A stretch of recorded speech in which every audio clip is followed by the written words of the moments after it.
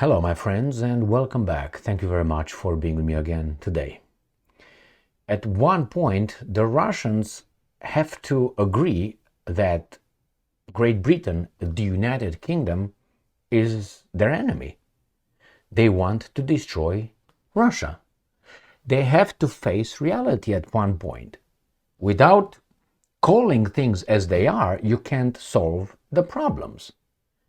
I will show you here how Great Britain or the United Kingdom is the enemy, the main enemy of Russia.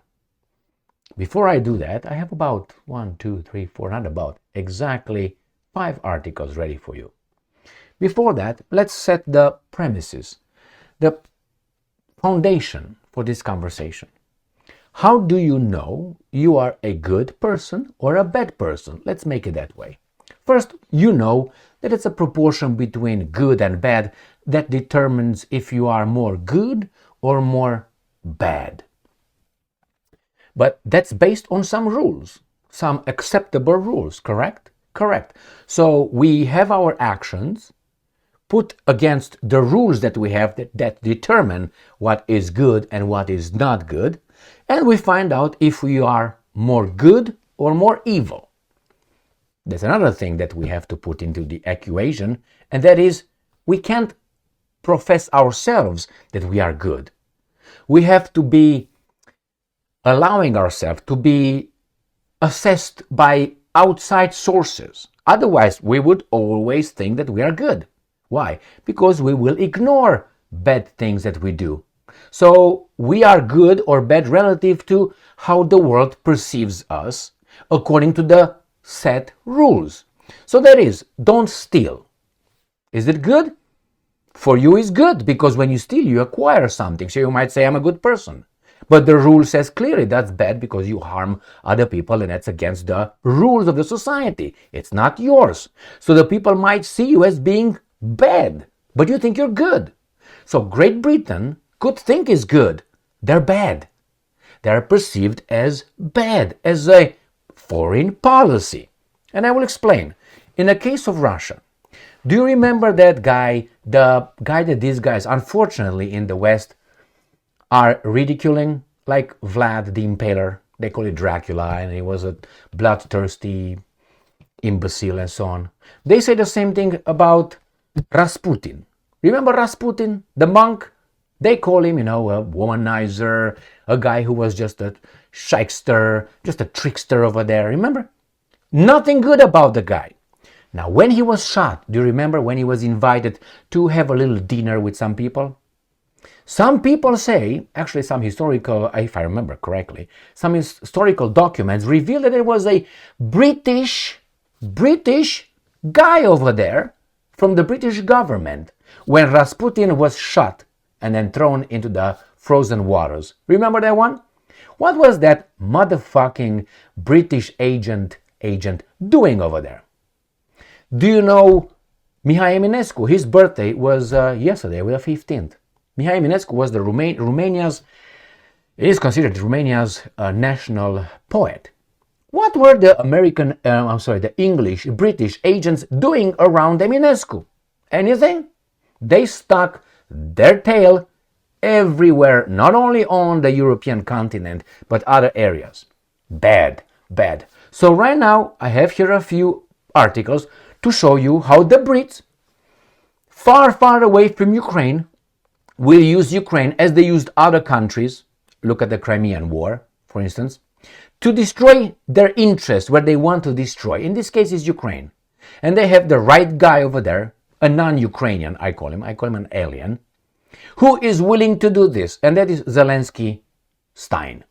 Let me show you the first article. I'm very irritated. To say it's an understatement, irritated. Here. Now, I understand that my British friends will be very upset to hear that. But you are the ones that you will assess yourself as being good while stealing. No, let's ask the guys that you stole from what's their opinion about you. And see if you are still good or bad. That's what I'm looking for right now. I'm going to show you.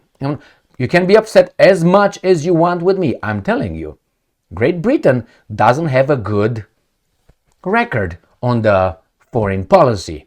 Plunder and use others for their own benefit. You can say that's smart. Okay, then if that's smart, then you would agree that that means everybody else can use the same smartness to fuck you up. Oh no? Okay. And the problem is they always get kind of like unscattered. They work very clean, with other baboons. In this case, the Ukrainian nation is used by these guys with this alien called Zelensky Stein. Here, first one. 100-year partnership agreement between Ukraine and UK. Text. We're going to see that text. Now, this is a baboon who's going to use an alien to destroy a nation in order to destroy Russia. This is what's going on over here. This guy, a British guy, is using this Jewish guy to destroy Ukrainian nation while trying to destroy Russia. That's the whole racket here. We should call it as it is. Here it is.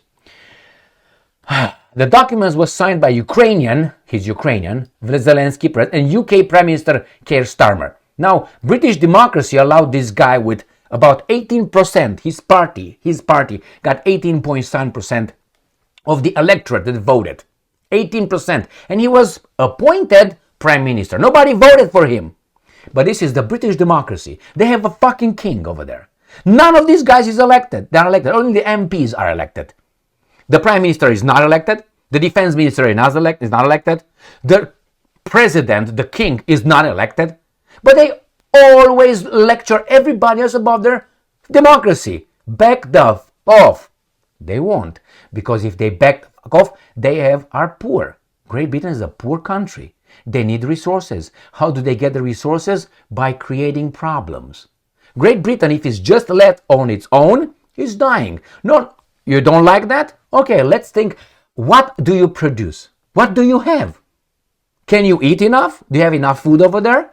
Okay, maybe. With that weather, I don't think so. But what natural resources do you have? I'm listening. And if you have, are there enough for you? No, you need to do something. You need to work outside. Again, if you say that's smart, that means other people can use the same smartest to fuck you up. All right, let's go to this article. So the document was signed by the introductory part of the document mentions, among other things, support for Ukraine European Euro-Atlantic aspiration and support, right here, Britain support for irreversible path to NATO membership. What are you talking about irreversible? Nothing is irreversible here. Only the fact that we die. We can turn that. Everything else is reversible. Age is not reversible, or other little things here. But what do you mean irreversible path? If tomorrow the Ukrainians elect another guy, they can say, no, we don't want to be with NATO. We want to be with China. That's reversible right there. Irreversible. That's imposed. Why irreversible? I'm going to show you a map to show you where Great Britain is and where Ukraine is, to see how friendly they are all of a sudden. No, these guys are using the Ukrainians as they use many others in the past. The Ottomans are an example. All right, let's see what these guys are saying. Ooh, man. The main part of the agreement consists in 14 articles, in particular on strengthening defense capabilities. That means you're going to buy from us. Enhancing security and building consensus of Ukraine membership in NATO. Building consensus, that means propaganda. Building maritime security partnership, Black Sea and Baltic Sea. Increasing, Black Sea in this case. Increasing economic and trade cooperation. What does that mean? And we're losing this one. Oh, we got it back. There you go. We, because we talk a plural. And combating foreign information manipulation and interference. When I say foreign, it's not German misinformation or American misinformation. No, it's Russian, everything else but ours. I'm so irritated, man. I'm so irritated.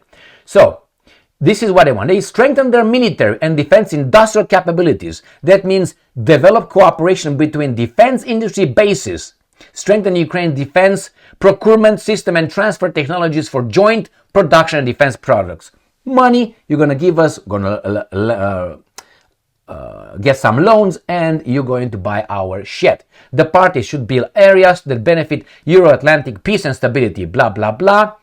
The article right here, the article on maritime security declares the intention to work to address long-term systemic threats and challenges to maritime security in order to restore freedom of navigation. Isn't that beautiful?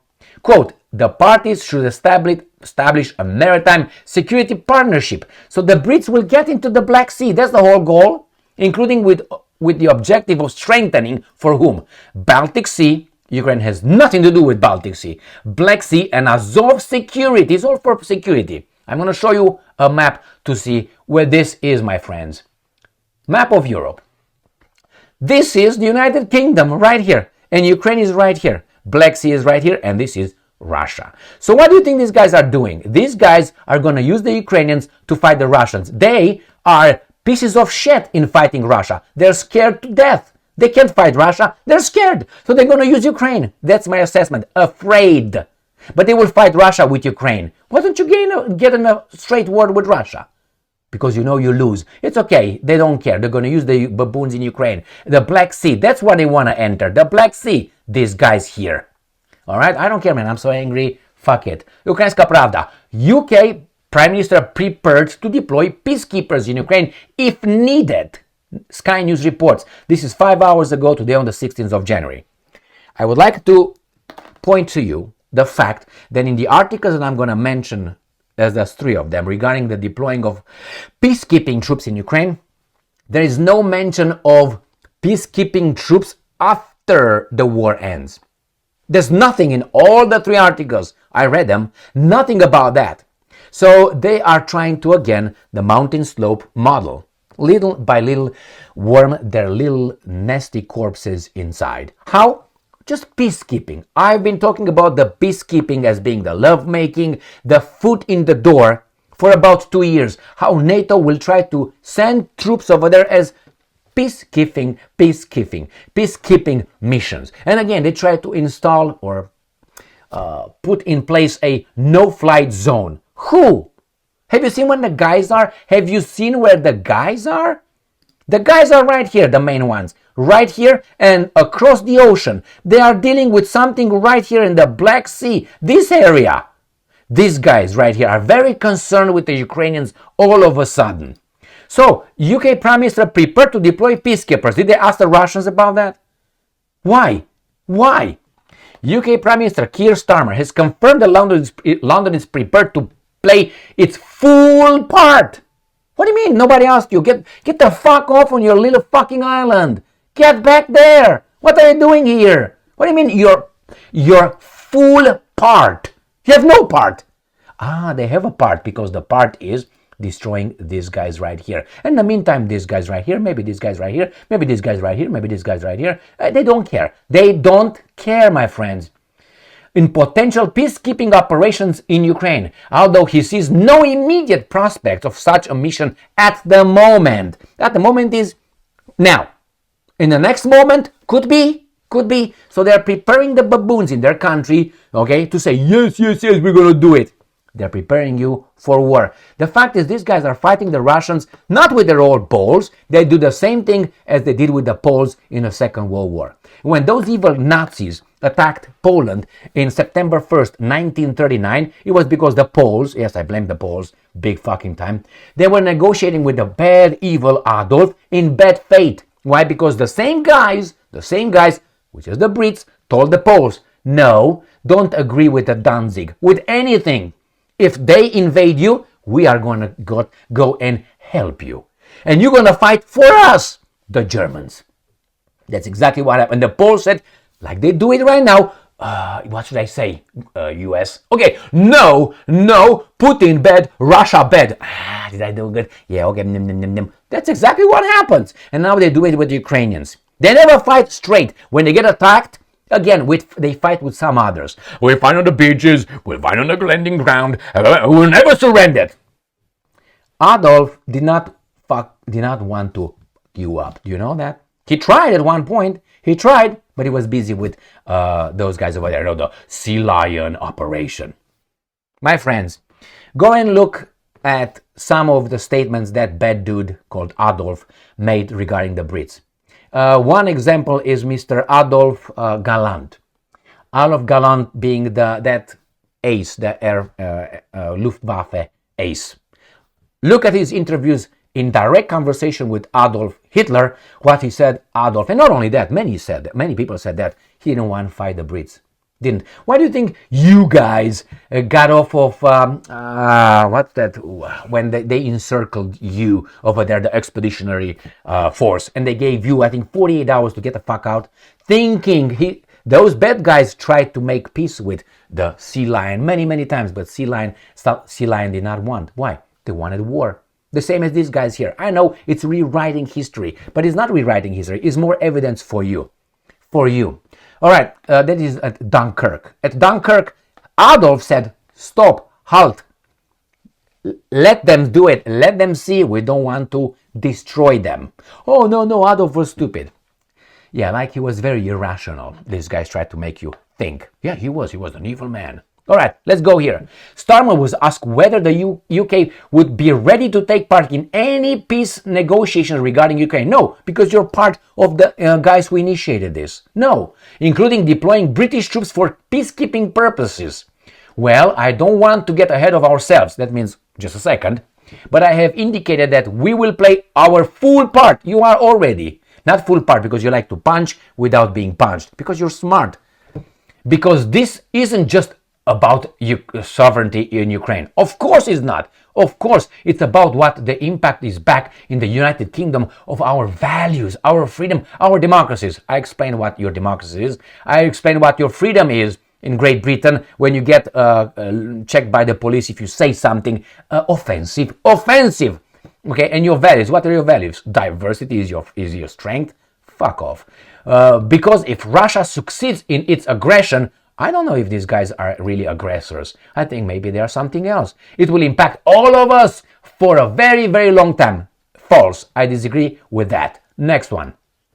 UK ready to deploy peacekeepers in Ukraine if needed. Again, it's nothing about, after the war and no, nothing about it. And UK and France secretly discussing troops for Ukraine. Why don't you go and fight yourselves, man?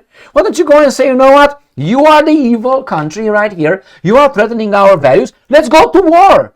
Okay, here is my glove. You are right here. How do you call it? I challenge you. Let's go, man. And let's duel. Let's have a duel together. No, they don't do that. Why? Because they're strong and they're courageous. You. All right. So again, these guys say that London is reportedly hesitant about the idea, according to the government sources. So these guys, again, discussing troops for Ukraine, not after the war. British Prime Minister Starmer and French President Emmanuel Macron have discussed sending soldiers into Ukraine as a peacekeeping force. When? There are challenges over what we could support. Right here, promising the 100-year partnership pact with Ukraine. Let me tell you this. Everything Ukraine signs right now, everything, when the Russians are going to take over Ukraine and they will impose their evil rule over Ukraine, everything will be cancelled, annulled. And they will say all the partnership will be zero. All the 100 love now between UK and Ukraine will be zero. All NATO irreversible garbage will be zero. Everything will turn zero. This is just words. And the peacekeeping troops, bring it on. But they don't. Why? You know why? Because they're too strong. United Kingdom is the enemy of Russia. That's it. And has been for a long time. And not only the Russians, one of the United Kingdom's foreign policy, main foundational foreign policy is this. There should be no strong country on the European continent. So we're gonna try to pull all the strings and destroy whomever is getting stronger. It was France that destroyed it. Remember, I was about to say Michel Platini. It was Michel Platini is a good football player in the 80s. You had Napoleon. They got rid of him. The Brits were the ones, not the other ones. The Brits were the ones with the coalitions. 7 coalitions against the emperor. And eventually they succeeded. But hey, the emperor was the aggressor. And then you have what? The evil Nazis. No, I'm sorry. The Austria-Hungary first. Remember the First World War, it was not about the Germans. It was about the Austria-Hungary. But you don't know that. You know only who lost the First World War? Germany. But Germany was not the initiator. It was between Austria-Hungary and the Serbians. That's how we started the whole thing. And then all of a sudden, the Germans got the king. How is that possible? And then the Second World War, of course, the Germans were too strong again. Out with them. And now what? Is the Russians? Out with them. The Germans right now and the French are just baboons. The Americans are in charge through their house servant, United Kingdom. So I think these guys are no good for the Russians. They should call it that way, the Russians. And the sooner they straighten things with the UK, the sooner the war ends. It's not the Ukrainians, because when Ukrainians will be decimated, and they will be by both, then the Brits will activate the baboons in Romania or Poland or other baboons. That's what they have been doing for centuries. It's not, right now, 20 years. No, centuries. You don't know history? Well, why don't you go and study a little bit? And you're going to find out the same tactic. Same tactic. No. Thank you very much for being with me again today. Stay strong, stay smart, look for the truth, and be just.